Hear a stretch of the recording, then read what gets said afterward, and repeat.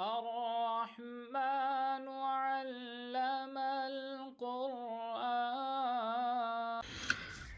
اعوذ باللہ من الشیطان الرجیم. بسم اللہ الرحمن الرحیم. اللہم صلی علی سیدنا و مولانا محمد وعلی آلہ وصحبہ وبارک وسلم. السلام علیکم. ہمارا سوال و جواب کا سلسلہ جاری ہے. اس سے پہلے ہمارے 7 پارٹ ہو چکے. آج ہمارا 8واں پارٹ ہے. پہلے تو میں معذرت خواہ ہوں کہ کچھ دن میں مصروف تھا. اپنی مصروفیات کی وجہ سے میں باقاعدہ ویڈیو اپلوڈ نہیں کر سکا. تو آج سے انشاءاللہ باقاعدہ اور باقاعدگی کے ساتھ ہی ہم ڈیلی بیس پہ ویڈیو اپلوڈ کیا کریں گے. تو چلیے شروع کرتے ہیں آج کا سبق. اس میں جلالت یعنی اللہ کے لام سے پہلے حرف پر زبر یا پیش ہو تو اس میں جلالت اللہ کے لام کو پر پڑھیں گے، اور اس میں جلالت اللہ کے لام سے پہلے حرف کے نیچے زیر ہو تو اس میں جلالت یعنی اللہ کی لام کو بریک پڑھیں گے. جیسے نلا، اگر اس میں جلالت یعنی اللہ کے لام سے پہلے والے حرف کے نیچے زیر ہے تو پھر ہم اسے بریک کر کے پڑھیں گے نلا. اور اگر زبر ہے جیسے اللہ تو ہم اللہ کے لام یعنی اس میں جلالت کے لام کو پر کر کے پڑھیں گے. اس کے بعد الف کو کب پر اور کب بریک پڑھیں گے. الف سے پہلے پر حرف آ جائے تو الف کو پر، اور بریک حرف آ جائے تو الف کو بریک پڑھیں گے.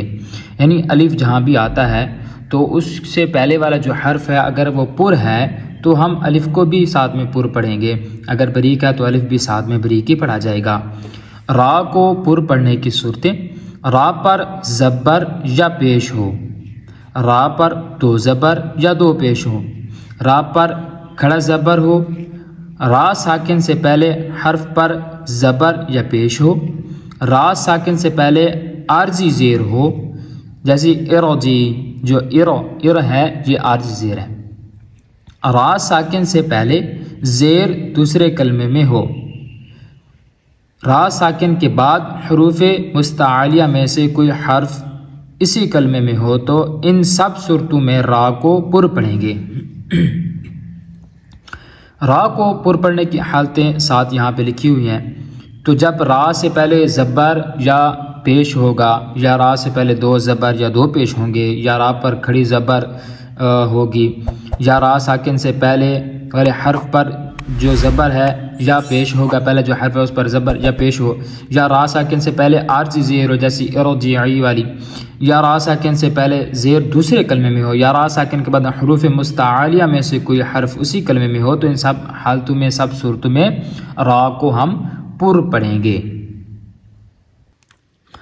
را کو بریک پڑھنے کی صورتیں: را کے نیچے زیر یا 2 زیر ہوں، را ساکن سے پہلے زیر اصلی اسی کلمے میں ہو، را ساکن سے پہلے یا ساکنہ ہو تو ان سب صورتوں میں را کو بریک پڑھیں گے.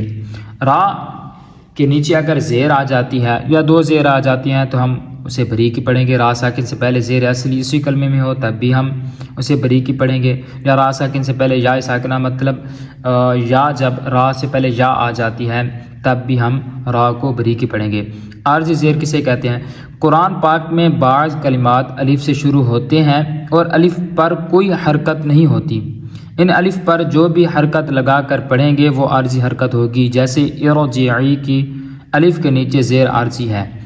اب الف جو ہے میں نے پہلے بھی پچھلے اسباق میں یہ بتا چکا ہوں کہ الف ہمیشہ اکیلا ہوتا ہے، اور اگر جب ہم کسی حرف کو حرکت دیتے ہیں تو کسرہ کی دیتے ہیں. یہ ایک عربی قاعدے کے مطابق ہے الساکن اذا حرک بالکسر، کہ جب کسی ساکن حرف کو کوئی حرکت دینی ہو تو کسرے کی حرکت دی جاتی ہے، یعنی زیر کی حرکت دی جاتی ہے. پھر اس کے بعد مد کے کیا معنی ہے، اس کے کتنے سبب ہیں اور کون کون سے ہیں. مد کے معنی دراز کرنا، کھینچنا ہے. مد کے معنی لمبا کرنا ہے. مد کے سبب 2 ہیں، حمزہ اور سکون. مد کے سبب 2 ہے، حمزہ اور سکون. مد کی کتنی قسمیں ہیں اور کون کون سی ہیں؟ مد کی 6 قسمیں ہیں اور وہ یہ ہیں، یہ دیکھ لیں: مد متصل، مد منفصل، مد لازم، مد لین لازم، مد عارض، مد لین عارض. تو یہ مد کی 6 قسمیں ہیں. تو امید ہے انشاءاللہ آج کا سبق سمجھ آ گیا ہوگا۔ اگلے سبق میں ہم مزید ان مدات کے بارے میں پڑھیں گے، تو ملیں گے اگلے سبق میں، تب تک اللہ حافظ۔